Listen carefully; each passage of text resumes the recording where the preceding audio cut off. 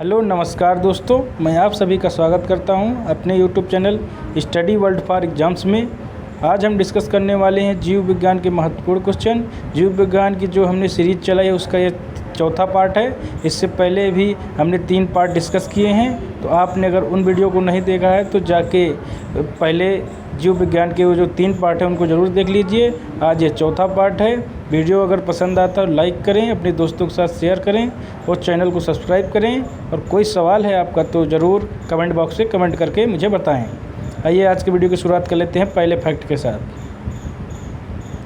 तो ईईजी का प्रयोग किसके कार्य का पता लगाने के लिए किया जाता है? तो देखिए ईईजी एक तकनीक है। इसका प्रयोग जो है मस्तिष्क की कार्यप्रणाली को पता लगाने के लिए किया जाता है। तो ईईजी का प्रयोग किया जाता है मस्तिष्क की कार्यप्रणाली का पता लगाने के लिए। अगले सवाल पे आ जाते हैं।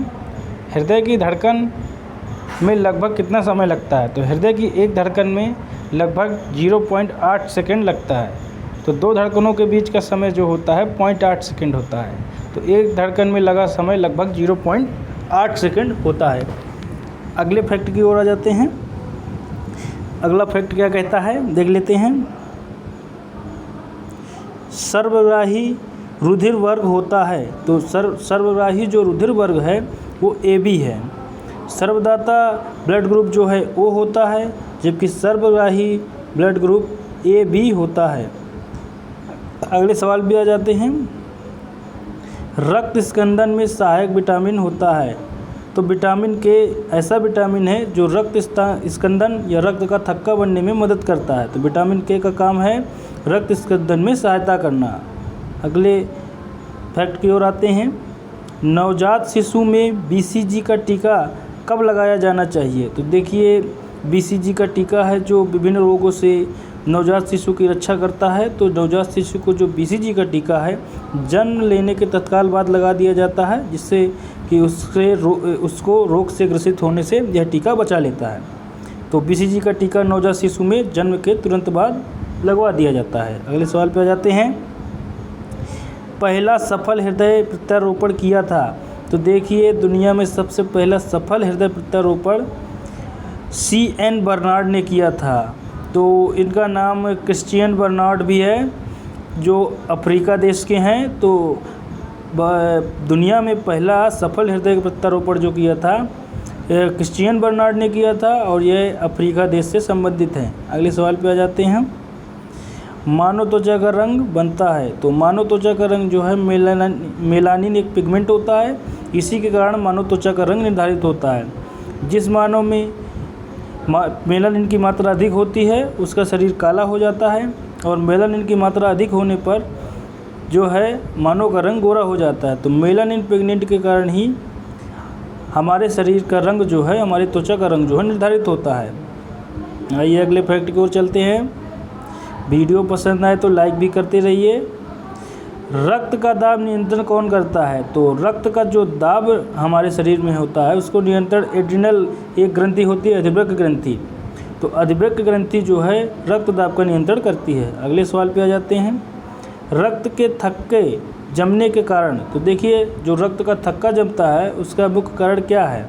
तो रक्त के थक्का जमने का कारण है आम्लीन हीमोग्लोबिन का कार्य है ऑक्सीजन ले आना। तो देखिए रक्त के थक्का जमने के कारण आम्लीन हीमोग्लोबिन का क्या कार्य होता है?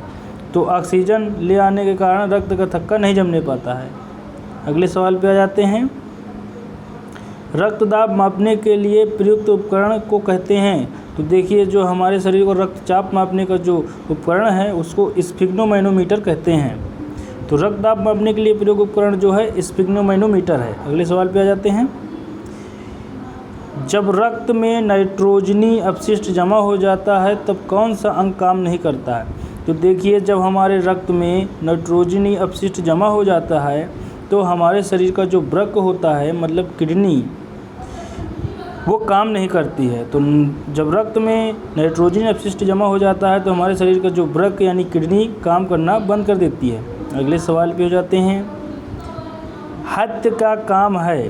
तो हृदय का काम क्या है? रुधिर को शरीर के विभिन्न अंगों में पंप करना। देखिए हृदय नहीं है, यहाँ हृदय होना चाहिए। तो हृदय का मुख्य काम क्या होता है? रुधिर को शरीर के विभिन्न अंगों तक पंप करना। तो हृदय का मुख्य काम है शरीर में विभिन्न अंगों तक रक्त को पहुंचाना। अगले सवाल पे आ जाते हैं। मानव हृदय बंद होता है हृदय आवरण में। तो देखिए मानव हृदय जो है बंद होता है। एक प्रकार का मानव हृदय में ऊपर से आवरण लगा होता है जिसे हृदय आवरण कहते हैं। तो मानव हृदय आवरण में बंद होता है। अगला सवाल आ जाते हैं।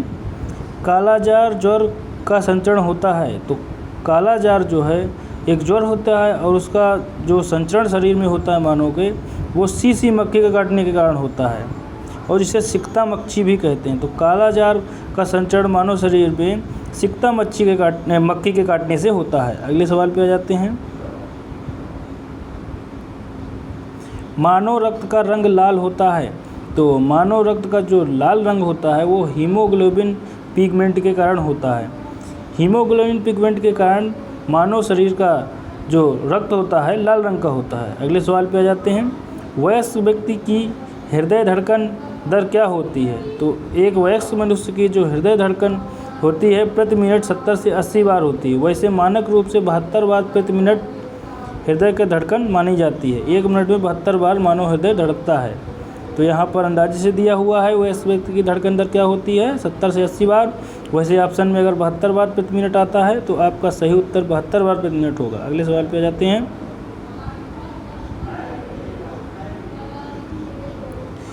बायां महाधमनी चाप इनमें दिखाई देता है। तो बायां जो महाधमनी चाप है स्तनपायी में दिखाई देता है।